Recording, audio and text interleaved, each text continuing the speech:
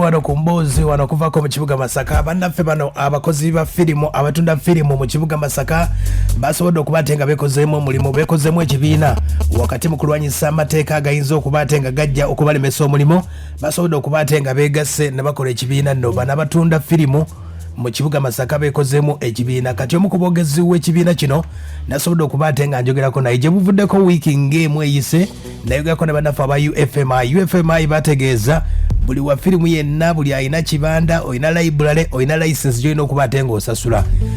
wabula ne babawa ekirowoozo nti muyinza okwegatta ne babatuukirira nga mmwe ne batasobola kubaate nga balumba nga luli ebakola okulumba okwalule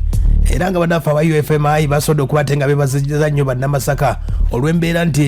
license basobodde okubaate nga bagisasudde era bangi bafuddeyo mu nteekateeka eno kati abamu ku batunda firimu abalina library omukulu ono asobodde okubaate nga mufunyeeko n'ambulira enteekateeka ey'ekibiina kyabwe nawe alina firimu atunda firimu alina library enteekateeka omukulu ono katubulira owulire. Amannya bampita Sebalamu Joseph kuva mu kibiina ekitaba abakola omulimu gwa video library Masaka City era nga nkolayo nga publicity omwogezi oba ow'amawulire. Ekibiina kino kimaze ebbanga ki? Ekibiina twakitandikako mu mwaka gwa 2019 nga gugwako naye olw'okuba nti wabeerawo awo obulwadde obwali obwa korona tubanga emirimu gyasooka ne giyimiriramuko nga tetukyatambula so kati korona bwe yavuddewo era kuva mu Novemba wa 2021 twaddamu ne tutandika okubeera active. Ye mukulu oyo bingi nnyo bye twasobodde okubaate nga twogerako yatubulidde enteekateeka gye balinawo nga bo biri bwe biti kati enteekateeka egenda mu maaso mu kibiina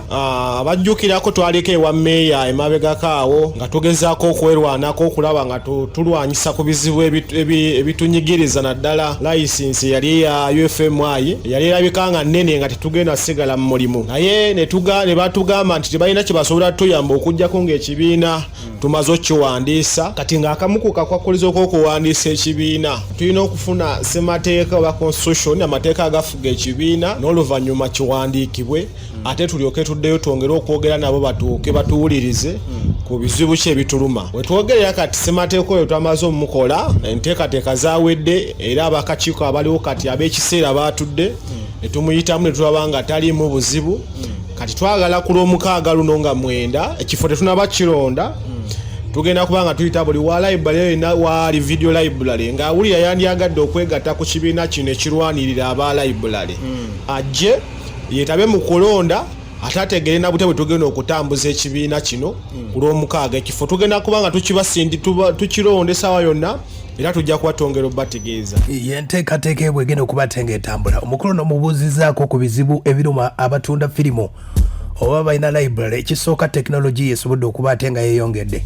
ekisooka akadde kano CD abantu abatwala CD batonotono abakulu bano bategeezezzaako ku nteekateeka eno ebizibu bye boolekedde okubaate nga bafuna abalibrary ebizibu ebituluma benjiko naye nga kati mu kaseera kano bye tusobola okwerwanako bye tugamba nti ffe tubirinako control ye license oba kati tulina license eya council ya city council gye tulina okuwa gye tuyita trading license ate ne tuba ne license eya UFMI gye batugamba nti copyright license etukkiriza okutunda firimu ate etuulirayo ne UCC yabadde Masaka wano omwezi oguwedde nayo netugamba nayo essaawa yonna egenda kujja ne license eyaba video library kati ate ng'ebyo biri awo material yennyini kati gwe tukozesa ogenda kwesanga nga omukebe gwa empty twali tugugwa emitwalo 2 kati guli mu 3.5 ate nga technology ajje akendeeza abakasoma bafe abajja mu library kati mu mbeera eyo tulabika twetaaga okuba nga twetereza twekwate wamu tusobole okulaba nga tunoonya empenda ez'okunogera ebizibu ebyo eddagala. Ye mukulu oyo era ntegeezezza nti ebitundu bagenda okutandikira mu kibuga Masaka City yonna abalina zi library ewulira kati ekibiina kyaffe kino okusooka twali tukitaddeko nga Greater Masaka naye tulaba nti Greater Masaka etwala mu district zaffe 9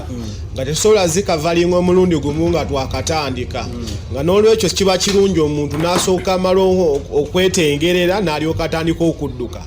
ne tugamba tusooke tutandikire ku Masaka City turegistaringe twenyweze eberenga pilot study bwe tunamala okwetereza ate oba oliawo obuweereza bw'ekibiina kino busobola okugenda ne mu bendo lyonna erya Greater Masaka. Emabegako awo twalina oluwonko ne tusika omuguwa ne tubaako ebbaluwa gye twawandiikira abakulu abo aba federation nga tubasaba otukendeerezaako kuba abajjukira obulungi ku bbaluwa eyasooka library yali etandikirwako yali mu 21,000 ne tuddamu ne tuwandiika ebbaluwa endala nga tuba tusaba wakiri omuntu atandikire ku 4,000 okudda wansi era baatuwulirizaako tusamu extent kyensobola okugamba kuba babadde bagerekera ennaku zino abasasudde batambulira wakati w'10,000 n'emitwalo 5 n'ekitundu. Ndowooza enteekateeka ogiwulidde. Ye mukulu ono omukulu ategeezezza abagala okuba tebamufunako okwewandiisa mu kibiina kino ekyaba library. Ensonga eri bweti. Nze library yange eri kijja bwemi bagiyita Netflix video library. Naye nga nsobola okugaba ennamba z'essimu, nsobola okubawa ennamba yange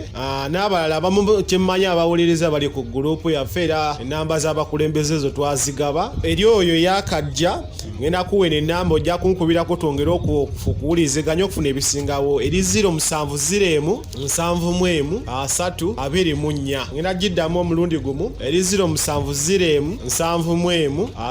324 oba 0779 22 19 51.